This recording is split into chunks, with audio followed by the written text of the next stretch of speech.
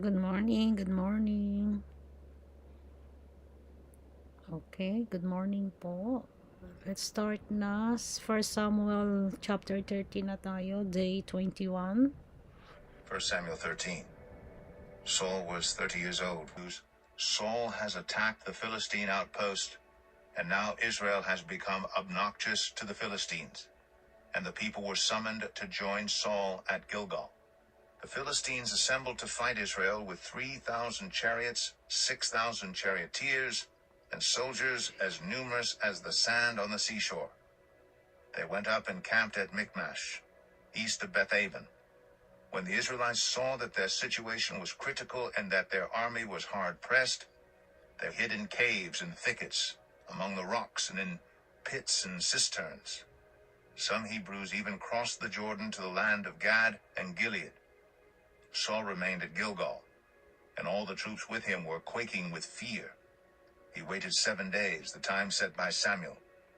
But Samuel did not come to Gilgal, and Saul's men began to scatter. So he said, "Bring me the burnt offering and the fellowship offerings."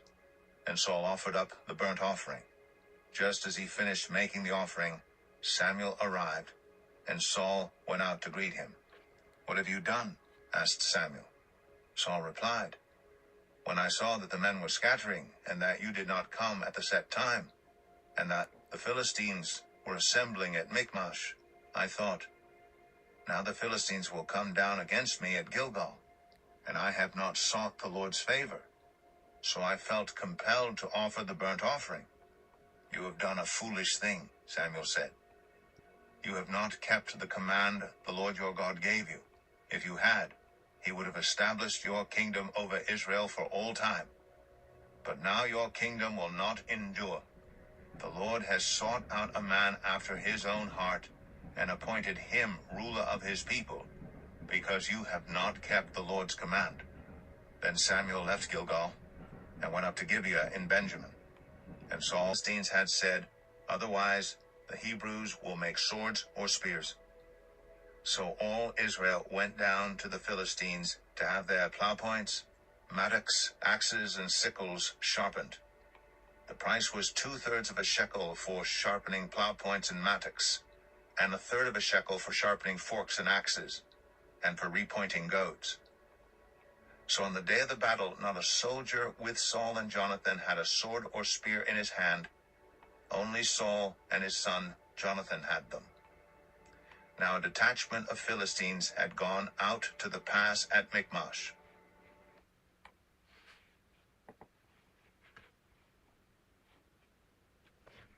First Samuel 14.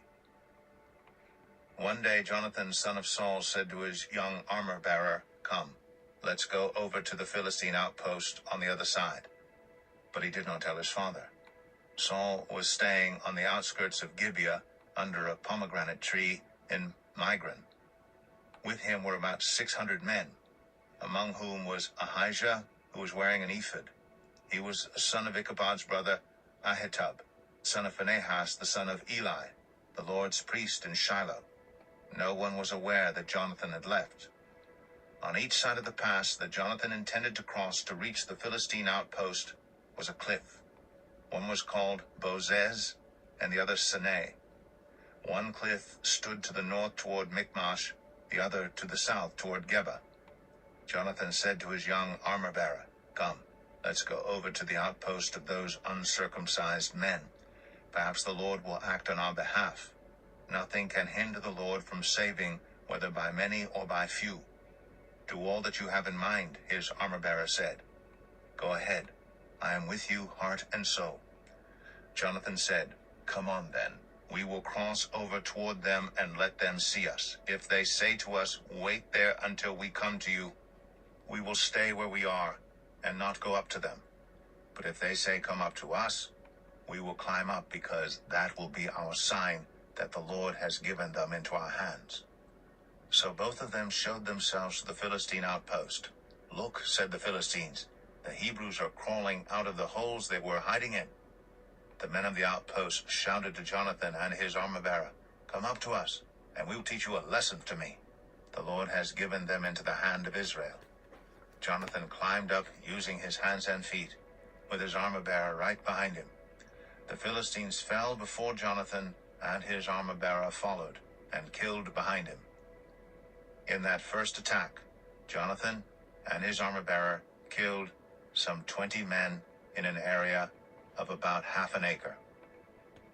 Then panic struck the whole army, those in the camp and field, and those in the outposts and raiding parties, and the ground shook. It was a panic sent by God. Saul's lookouts at Gibeah in Benjamin saw the army melting away in all directions. Then Saul said to the men who were with him, "Muster the forces and see who has left us." When they did, it was Jonathan and his armor-bearer who were not there. Saul said to Ahijah, "Bring the ark of God." At that time, it was with the Israelites. While Saul was talking to the priest, the tumult in the Philistine camp increased more and more. So Saul said to the priest, "Withdraw your hand." Then Saul and all his men assembled and went to the battle. They found the Philistines in total confusion, striking each other with their swords. Those Hebrews who had previously been with the Philistines and had gone up with them to their camp went over to the Israelites who were with Saul and Jonathan. When all the Israelites who had hidden in the hill country of Ephraim heard that the Philistines were on the run, they joined the battle in hot pursuit. So on that day the Lord saved Israel. So he reached out the end of the staff that was in his hand and dipped it into the honeycomb. He raised his hand to his mouth, and his eyes brightened. Then one of the soldiers told him, "Your father bound the army under a strict oath, saying, 'Cursed be anyone who eats food today.' That is why the men are faint." Jonathan said, "My father has made trouble for the country. See how my eyes brightened when I tasted a little of this honey? How much better it would have been if the men had eaten today some of the plunder they took from their enemies. Would not the slaughter of the Philistines have been even greater?" That day, after the Israelites had struck down the Philistines from Michmash to Aijalon, they were exhausted. They pounced on the plunder, and taking sheep, cattle, and calves, they butchered them on the ground and ate them together with the blood.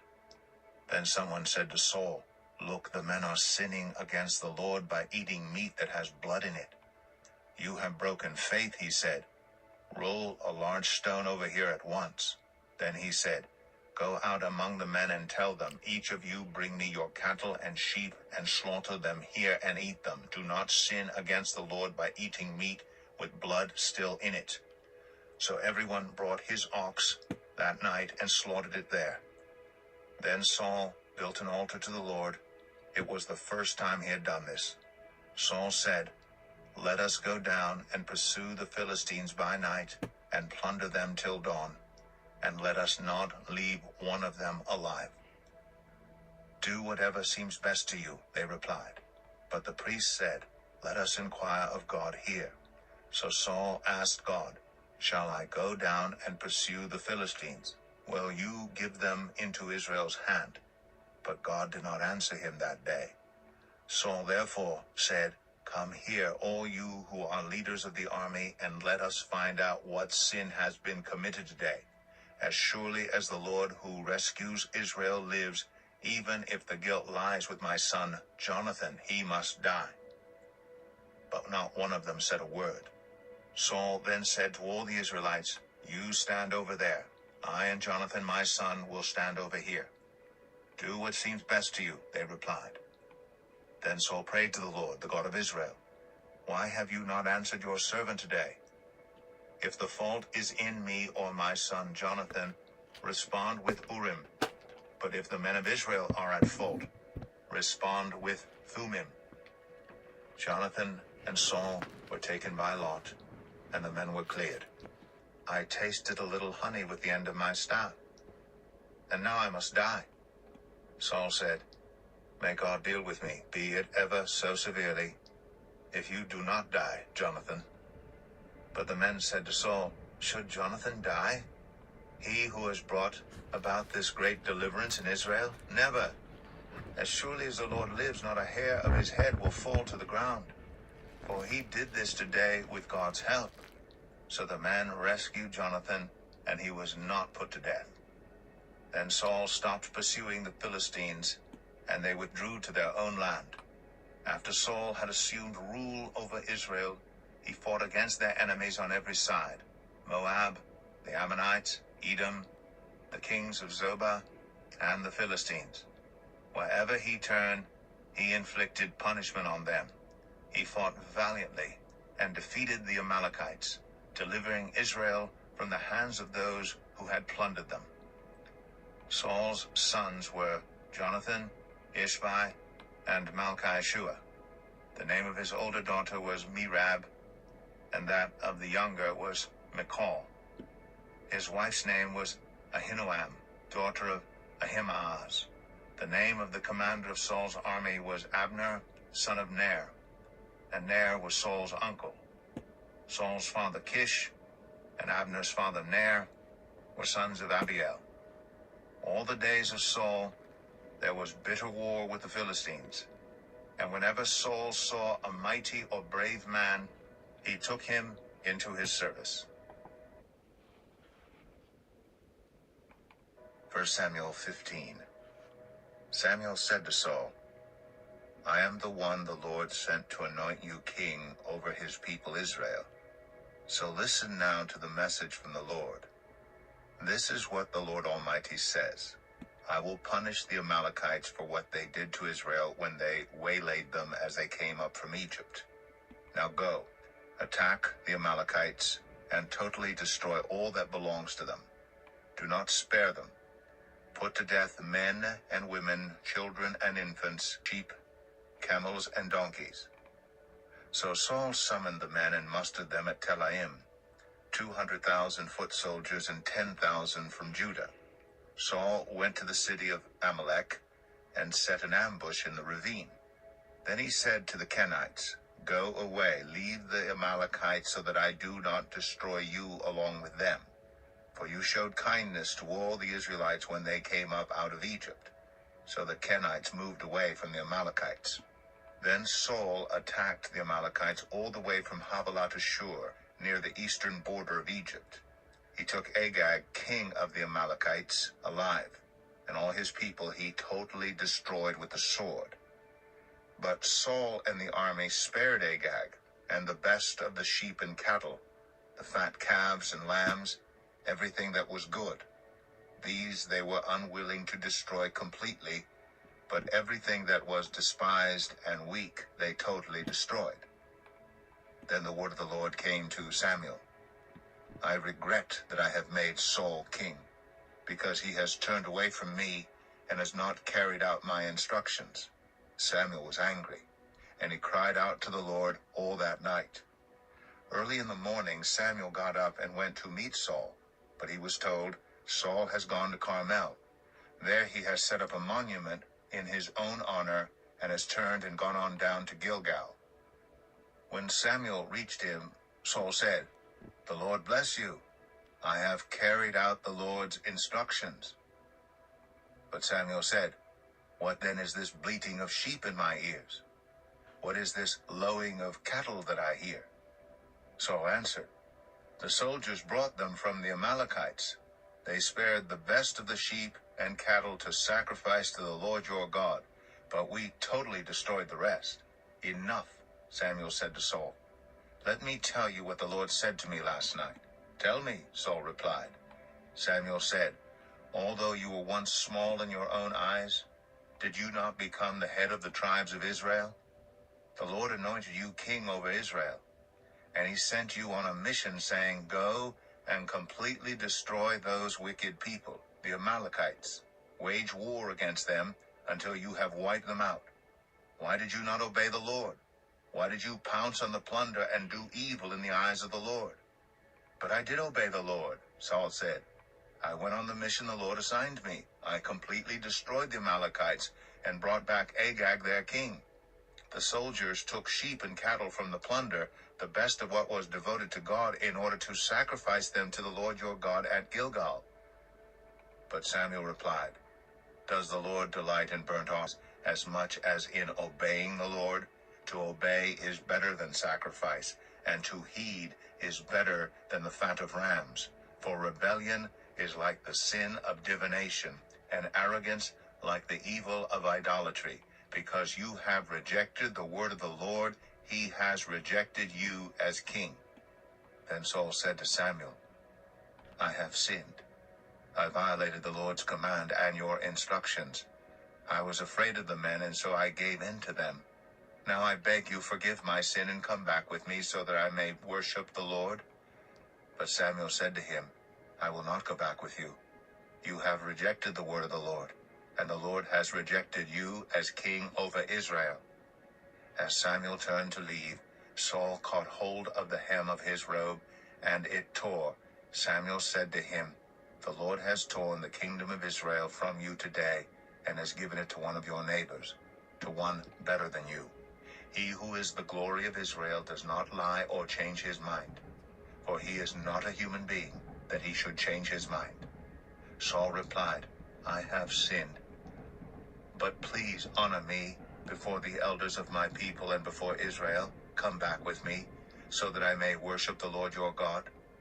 So Samuel went back with Saul, and Saul worshipped the Lord. Then Samuel said, Bring me Agag, king of the Amalekites. Agag came to him in chains, and he thought, Surely the bitterness of death is past. But Samuel said, As your sword has made women childless, so will your mother be childless among women. And Samuel put Agag to death before the Lord at Gilgal. Then Samuel left for Ramah, but Saul went up to his home in Gibeah of Saul. Until the day Samuel died, he did not go to see Saul again, though Samuel mourned for him, and the Lord regretted that he had made Saul king over Israel.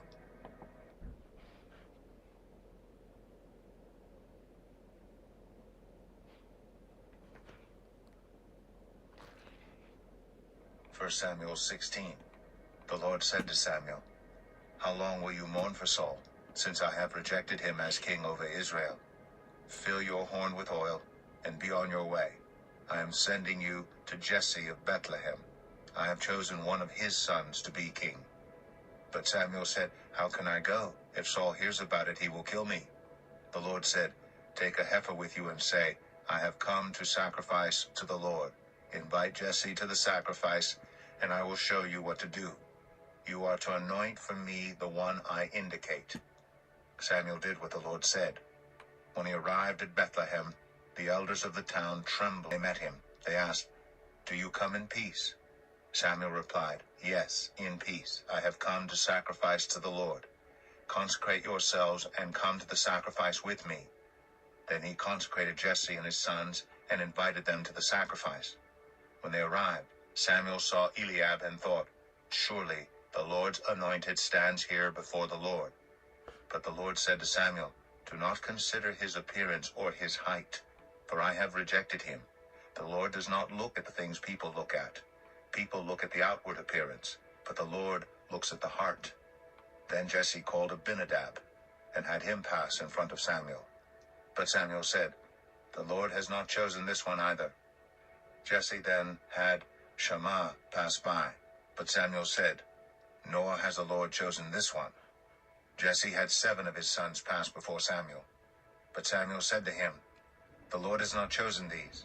So he asked Jesse, Are these all the sons you have? There is still the youngest, Jesse answered. He is tending the sheep. Samuel said, Send for him. We will not sit down until he arrives. So he sent for him and had him brought in. He was glowing with health and had a fine appearance and handsome features. Then the Lord said, Rise and anoint him. This is the one. So Samuel took the horn of oil and anointed him in the presence of his brothers. And from that day on, the Spirit of the Lord came powerfully upon David. Samuel then went to Ramah. Now the Spirit of the Lord had departed from Saul, and an evil spirit from the Lord tormented him. Saul's attendant said to him, See, an evil spirit from God is tormenting you. Let our Lord command his servants here to search for someone who can play the lyre. He will play when the evil spirit from God comes on you, and you will feel better. So Saul said to his attendants, Find someone who plays well and bring him to me." One of the servants answered, "I have seen a son of Jesse of Bethlehem who knows how to play the lyre. He is a brave man and a warrior. He speaks well and is a fine-looking man, and the Lord is with him." Then Saul sent messengers to Jesse and said, "Send me your son David, who is with the sheep." So Jesse took a donkey loaded with bread, a skin of wine, and a young goat, and sent them with his son David to Saul. David came to Saul and entered his service. Saul liked him very much, and David became one of his armor-bearers. Then Saul sent word to Jesse, saying, "Allow David to remain in my service, for I am pleased with him." Whenever the Spirit from God came on Saul, David would take up his lyre and play. Then relief would come to Saul. He would feel better, and the evil spirit would leave him.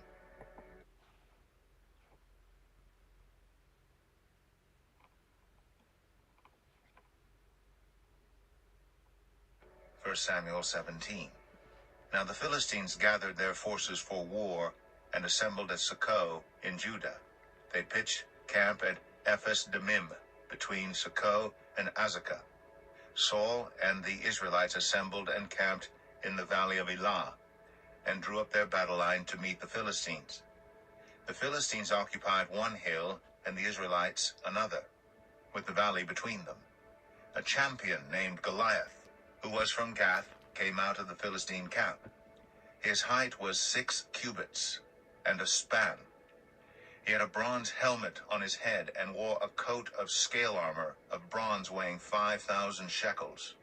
On his legs he wore bronze greaves, and a bronze javelin iron point weighed 600 shekels.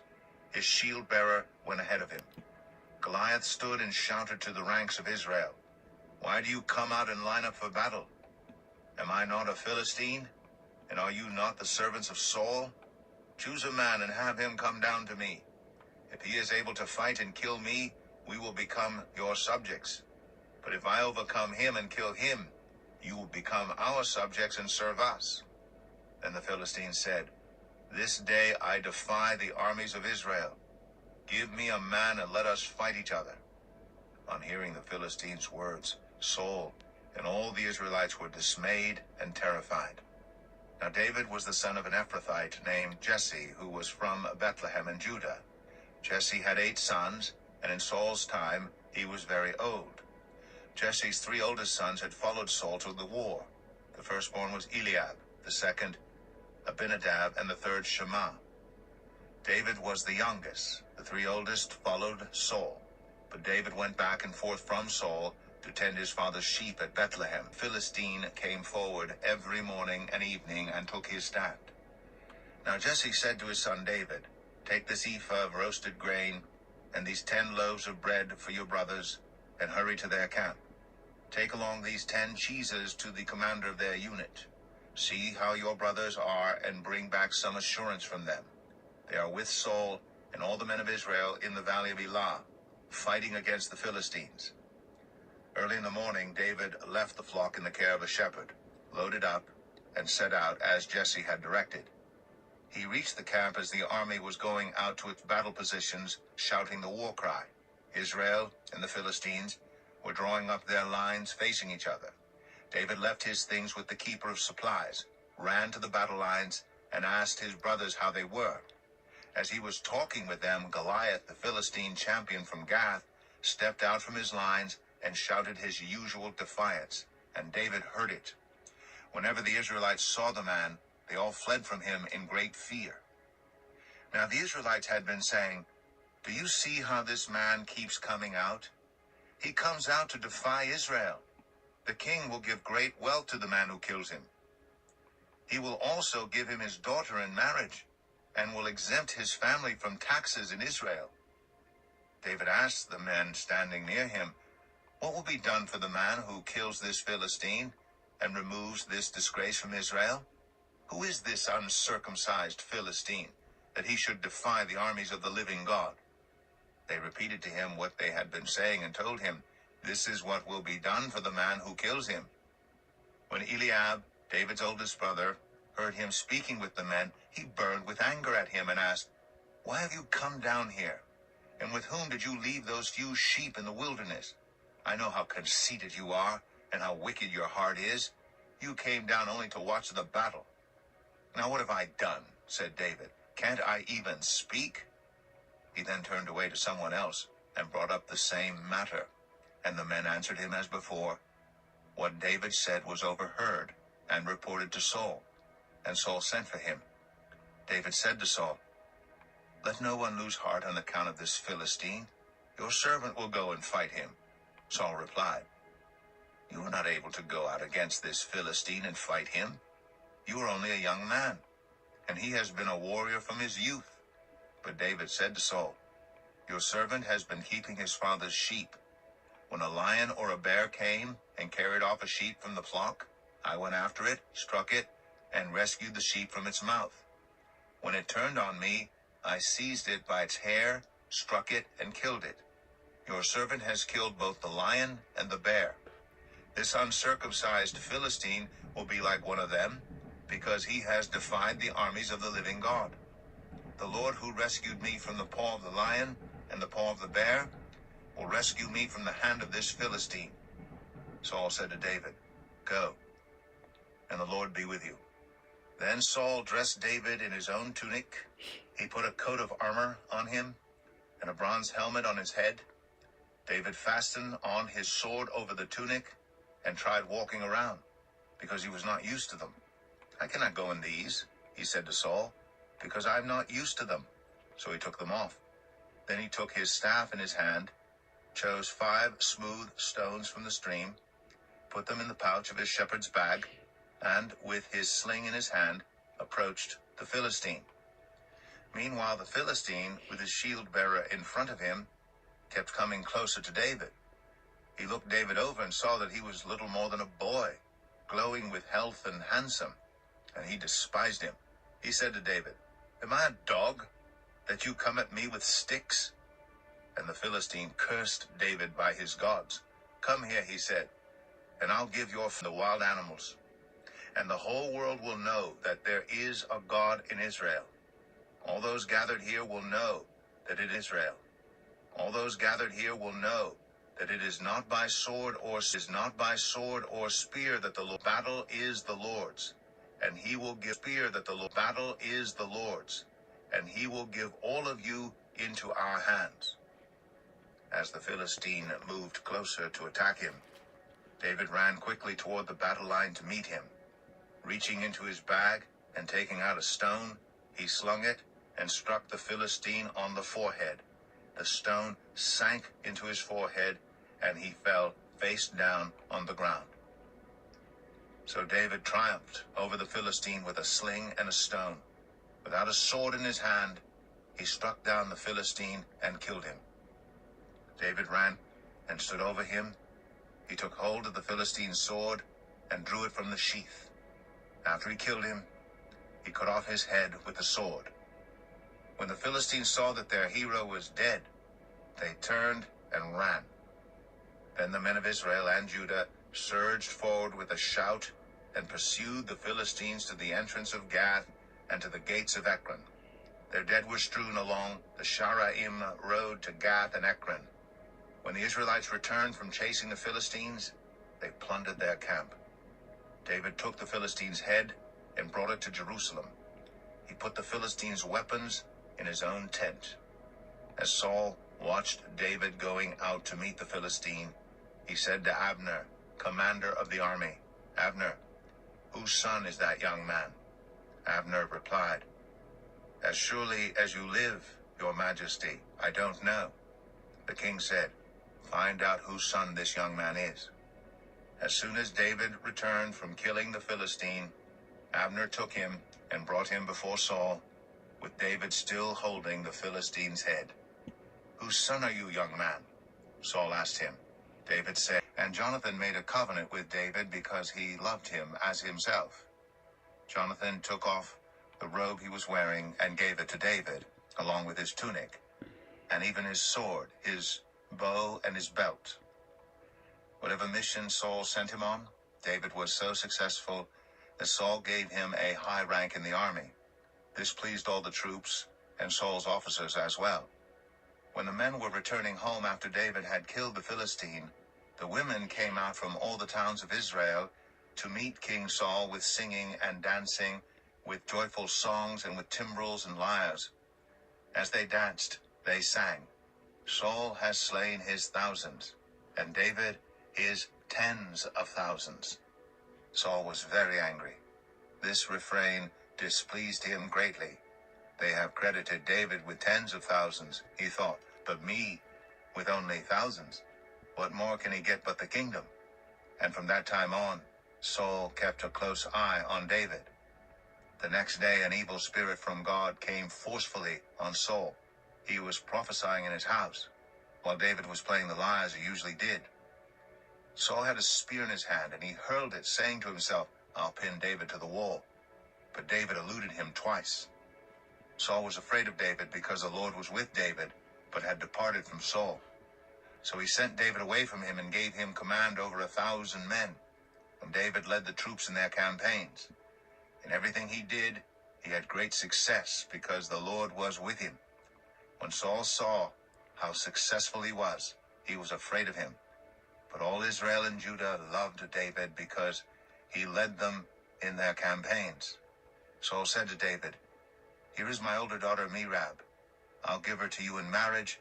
Only serve me bravely and fight the battles of the Lord." For Saul said to himself, "I will not raise a hand against him. Let the Philistines do that." But David said to Saul, "Who am I? And what is my family or my clan in Israel, that I should become the king's son-in-law?" So when the time came for Merab, Saul's daughter, to be given to David, she was given in marriage to Adriel, son of Meholah. Now Saul's daughter Michal was in love with David, and when they told Saul about it, he was pleased. "I will give her to him," he thought, "so that she may be a snare to him, and so that the hand of the Philistines may be against him." So Saul said to David, "Now you have a second opportunity to become my son-in-law." Then Saul ordered his attendants, "Speak to David privately and say, 'Look, the king likes you, and his attendants all love you. Now become his son-in-law.'" They repeated these words to David, but David said, "Do you think it is a small matter to become the king's son-in-law? I'm only a poor man and little known." When Saul's servants told him what David had said, Saul replied, "Say to David, 'The king wants no other price for the bride than 100 Philistine foreskins to take revenge on his enemies.'" Saul's plan was to have David fall by the hands of the Philistines. When the attendants told David these things, he was pleased to become the king's son-in-law. So before the allotted time elapsed, David took his men with him and went out and killed 200 Philistines and brought back their foreskins. They counted out the full number to the king so that David might become the king's son-in-law. Then Saul gave him his daughter Michal in marriage. When Saul realized that the Lord was with David and that his daughter Michal loved David, Saul became still more afraid of him, and he remained his enemy the rest of his days. The Philistine commanders continued to go out to battle, and as often as they did, David met with more success than the rest of Saul's officers, and his name became well known.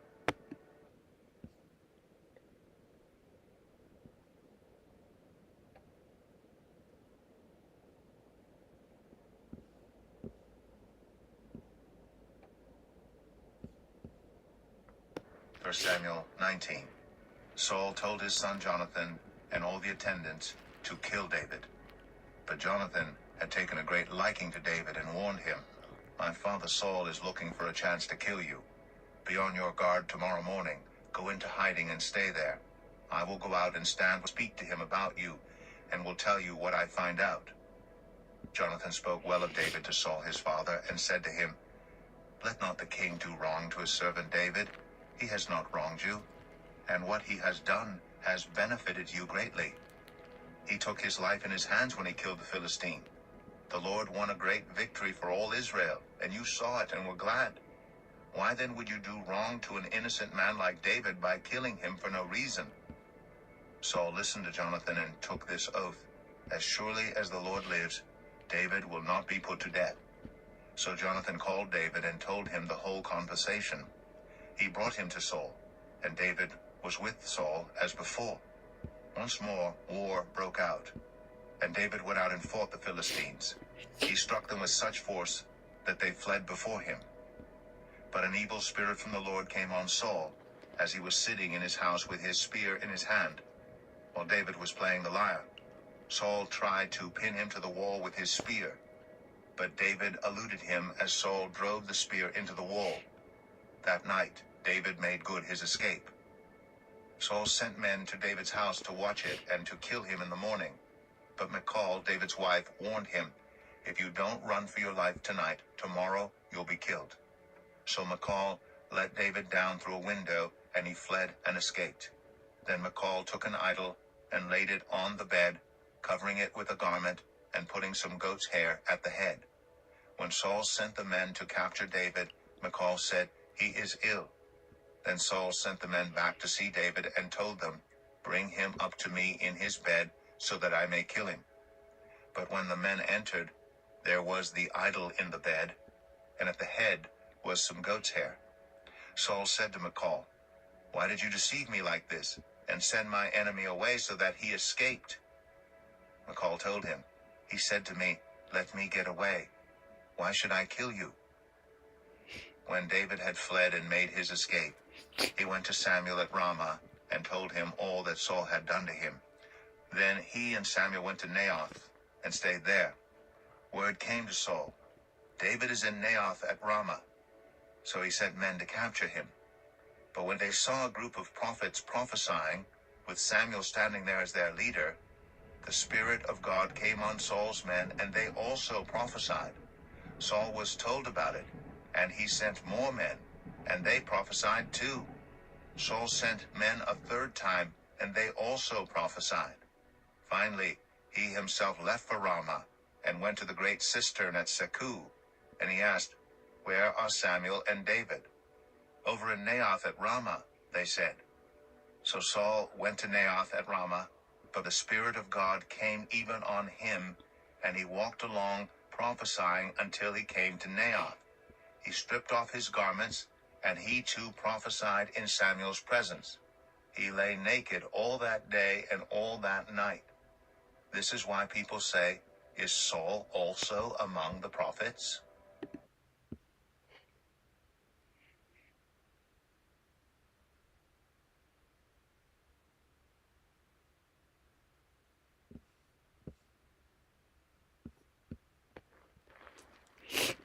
First Samuel 20.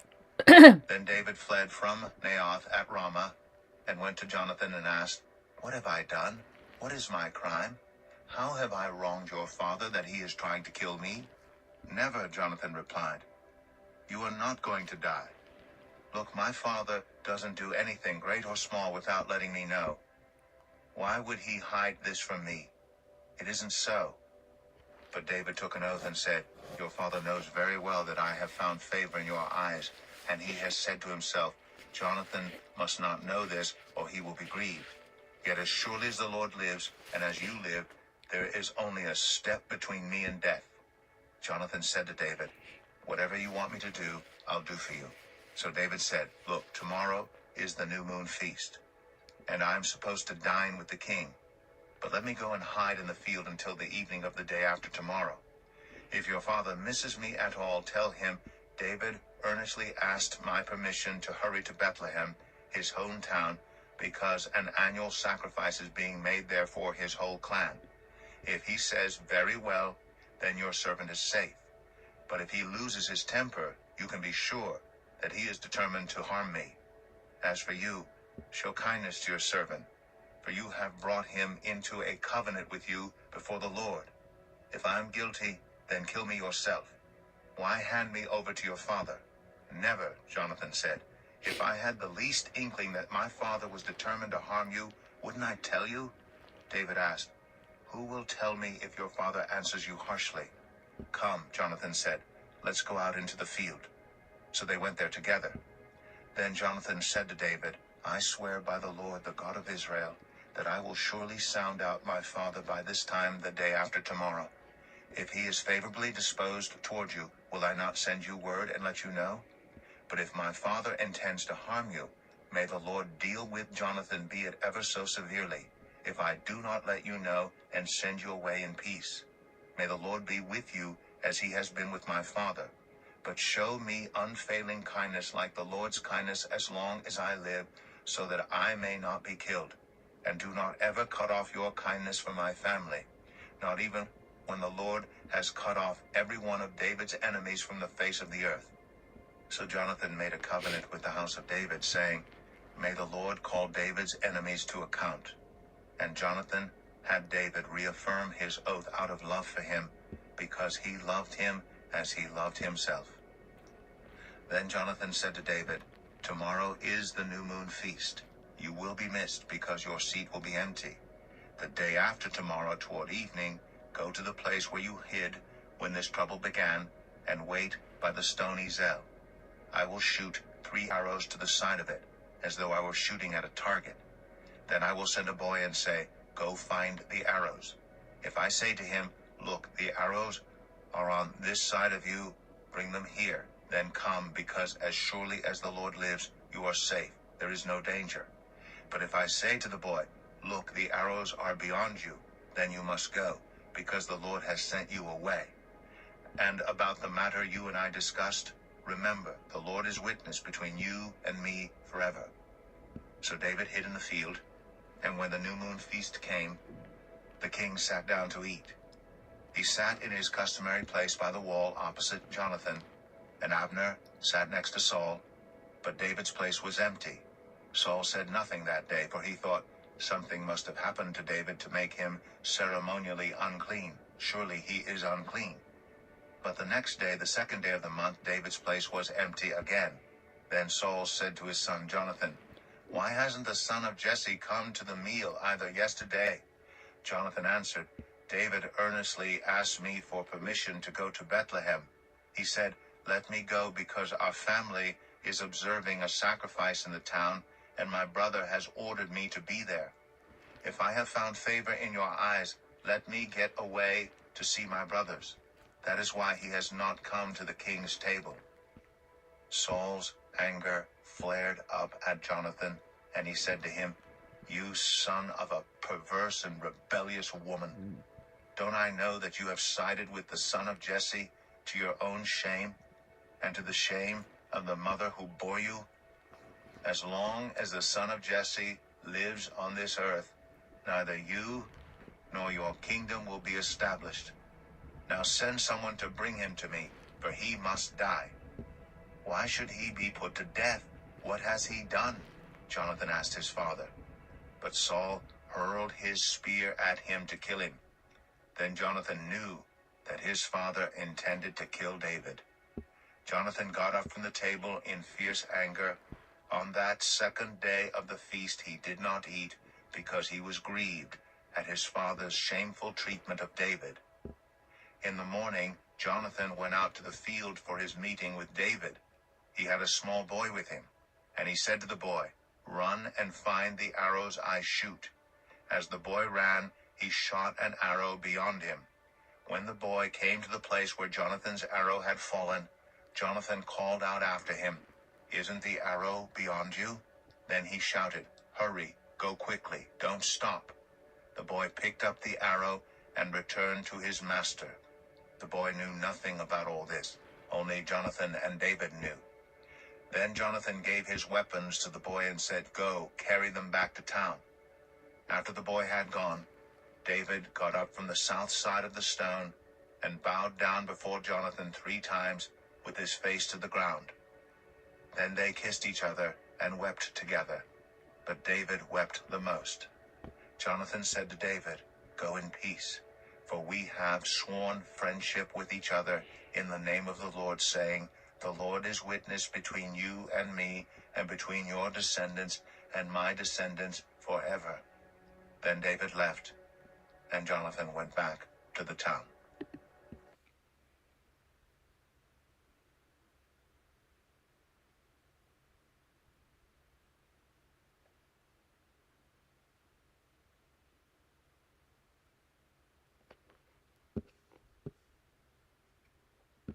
First Samuel 21.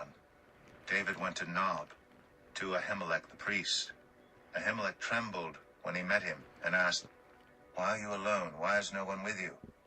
David answered Ahimelech the priest, "The king sent me on a mission and said to me, 'No one is to know anything about the mission I am sending you on. As for my men, I've told them to meet me at a certain place. Now then, what do you have on hand?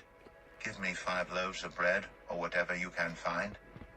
But the priest answered David, 'I don't have any ordinary bread on hand. However, there is some consecrated bread here, provided the men have kept themselves from women.' David replied, 'Indeed, women have been kept from us, as usual, whenever I set out. The men's bodies are holy, even on missions that are not holy. How much more so today?' So the priest gave him the consecrated bread, since there was no bread there except the bread of the presence that had been removed from before the Lord and replaced by hot bread on the day it was taken away. Now one of Saul's servants was there that day, detained before the Lord. He was Doeg the Edomite, Saul's chief shepherd. David asked Ahimelech, 'Don't you have a spear or a sword here?' 'I haven't brought my sword or any other weapon because the king's mission was urgent.' The priest replied, 'The sword of Goliath the Philistine, whom you killed in the valley of Elah, is here. It is wrapped in a cloth behind the ephod. If you want it, take it. There is no sword here but that one.' David said, 'There is none like it. Give it to me.' That day David fled from Saul and went to Achish, king of Gath. But the servants of Achish said to him, 'Isn't this David, the king of the land? Isn't he the one they sing about in their dances? Saul has slain his thousands, and David his tens of thousands.' David took these words to heart and was very much afraid of Achish, king of Gath. So he pretended to be insane in their presence, and while he was in their hands, he acted like a madman, making marks on the doors of the gate and letting saliva run down his beard. Achish said to his servants, 'Look at the man. He is insane. Why bring him to me? Am I so short of madmen that you have to bring this fellow here to carry on like this in front of me? Must this man come into my house?'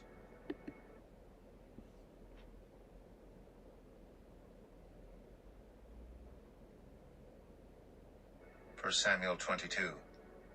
David left Gath and escaped to the cave of Adullam. When his brothers and his father's household heard about it, they went down to him there. All those who were in distress, or in debt, or discontented gathered around him, and he became their commander. About 400 men were with him. From there David went to Mizpah in Moab, and said to the king of Moab, 'Would you let my father and mother come and stay with you until I learn what God will do for me?' So he left them with the king of Moab, and they stayed with him as long as David was in the stronghold. But the prophet Gad said to David, 'Do not stay in the stronghold. Go into the land of Judah.' So David left and went to the forest of Hereth. Now Saul heard that David and his men had been discovered, and Saul was seated, spear in hand, under the tamarisk tree on the hill at Gibeah, with all his officials standing at his side. He said to them, 'Listen, men of Benjamin, will the son of Jesse give all of you fields and vineyards? Will he make all of you commanders of thousands and commanders of hundreds? Is that why you have all conspired against me? No one tells me when my son makes a covenant with the son of Jesse, who is concerned about me, or tells me that my son has incited my servant to lie in wait for me as he does today.' But Doeg the Edomite, who was standing with Saul's officials, said, 'I saw the son of Jesse come to Ahimelech, son of Ahitub, at Nob. Ahimelech inquired of the Lord for him. He also gave him provisions, and the sword of Goliath the Philistine.' Then the king sent for the priest Ahimelech, son of Ahitub, and all the men of his family, who were the priests at Nob, and they all came to the king. Saul said, 'Listen now, son of Ahitub.' 'Yes, my lord,' he answered. Saul said to him, 'Why have you conspired against me, you and the son of Jesse, giving him bread and a sword, and inquiring of God for him, so that he has rebelled against me, and lies in wait for me as he does today?' Ahimelech answered the king, 'Who of all your servants is as loyal as David, the king's son-in-law, captain of your bodyguard, and highly respected in your household? Was that day the first time I inquired of God for him? Of course not. Let not the king accuse your servant, or any of his father's family, for your servant knows nothing at all about this whole affair. But the king said, You will surely die, Ahimelech, you and your whole family. Then the king ordered the guards at his side, Turn and kill the priests of the Lord, because they too have sided with David. They knew he was fleeing, yet they did not tell me. But the king's officials were unwilling to raise a hand to strike the priests of the Lord. The king then ordered Doeg, You turn and strike down the priests. So Doeg the Edomite turned and struck the linen ephod. He also put to the sword Nob, the town of the priests, with its men and women, its children and infants, and its cattle, donkeys, and sheep. But one son of Ahimelech, son of Ahitub, named Abiathar, escaped and fled to join David. He told David that Saul had killed the priests of the Lord. Then David said to Abiathar, That day, when Doeg the Edomite was there, I knew he would be sure to tell Saul, I am responsible for the death of your whole family. Stay with me, don't be afraid. The man who wants to kill you is trying to kill me too. You will be safe with me.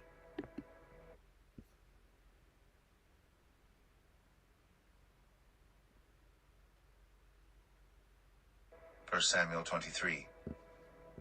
When David was told, Look, the Philistines are fighting against Keilah and are looting the threshing floors, he inquired of the Lord, saying, Shall I go and attack these Philistines? The Lord answered him, Go, attack the Philistines and save Keilah. But David's men said to him, Here in Judah we are afraid. How much more then if we go to Keilah against the Philistine forces? Once again David inquired of the Lord, and the Lord answered him, Go down to Keilah, for I am going to give the Philistines into your hand. So David and his men went to Keilah, fought the Philistines, and carried off their livestock. He inflicted heavy losses on the Philistines and saved the people of Keilah. Now Abiathar, son of Ahimelech, had brought the ephod down with him when he fled to David at Keilah. Saul was told that David had gone to Keilah, and he said, God has delivered him into my hands, for David has imprisoned himself by entering a town with gates and bars. And Saul called up all his forces for battle to go down to Keilah to besiege David and his men. When David learned that Saul was plotting against him, he said to Abiathar the priest, Bring the ephod. David said, Lord God of Israel, your servant has heard definitely that Saul plans to come to Keilah and destroy the town on account of me. Will the citizens of Keilah surrender me to him? Will Saul come down, as your servant has heard? Lord, God of Israel, tell your servant. And the Lord said, He will. Again David asked, Will the citizens of Keilah surrender me and my men to Saul? And the Lord said, They will. So David and his men, about 600 in number, left Keilah and kept moving from place to place. When Saul was told that David had escaped from Keilah, he did not go there. David stayed in the wilderness strongholds and in the hills of the desert of Ziph. Day after day Saul searched for him, but God did not give David into his hands. While David was at Horesh in the desert of Ziph, he learned that Saul had come out to take his life. And Saul's son Jonathan went to David at Horesh and helped him find strength in God. Don't be afraid, he said. My father Saul will not lay a hand on you. You will be king over Israel, and I will be second to you. Even my father Saul knows this.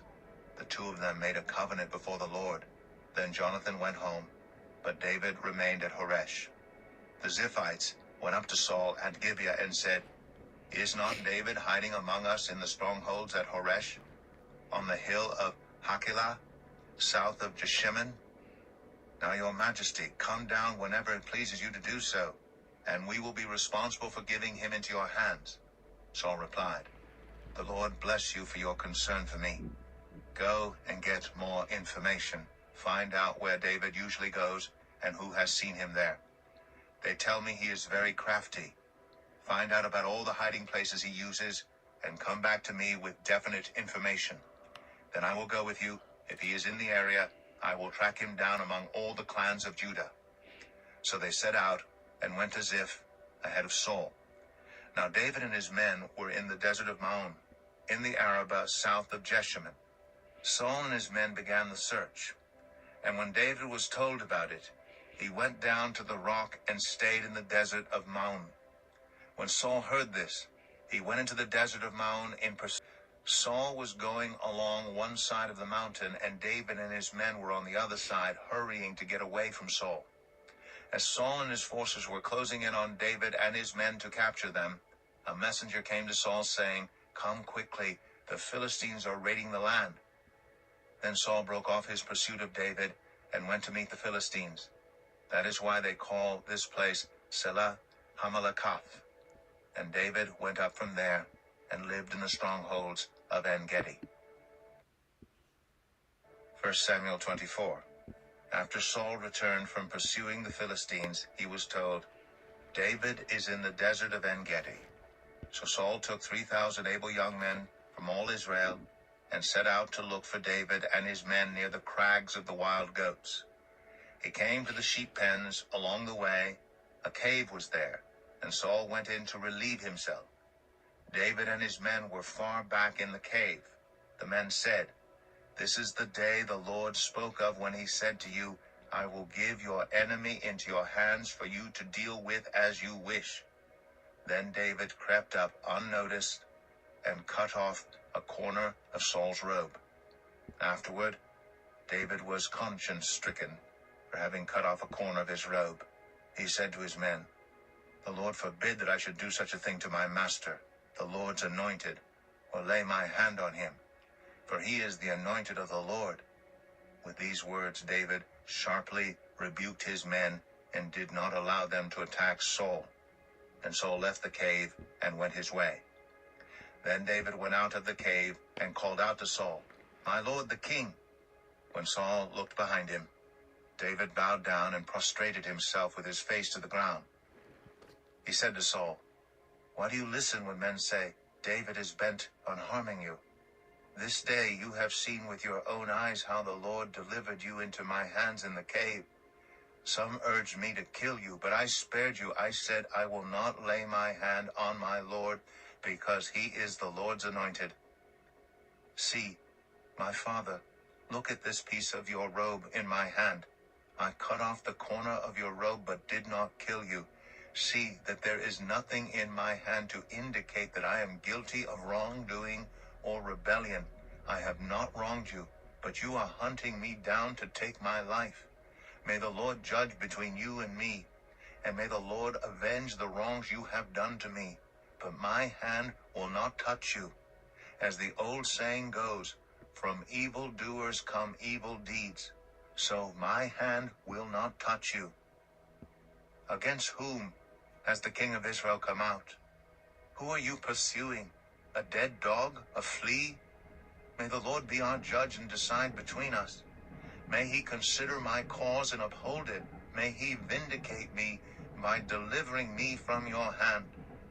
When David finished saying this, Saul asked, "Is that your voice, David, my son?" And he wept aloud. "You are more righteous than I," he said. "You have treated me well, but I have treated you badly. You have just now told me about the good you did to me. The Lord delivered me into your hands, but you did not kill me. When a man finds his enemy, does he let him get away unharmed? May the Lord reward you well for the way you treated me today. I know that you will surely be king, and that the kingdom of Israel will be established in your hands. Now swear to me by the Lord that you will not kill off my descendants or wipe out my name from my father's family." So David gave his oath to Saul. Then Saul returned home, but David and his men went up to the stronghold. Verse Psalm. Let's jump to Psalm. Wait.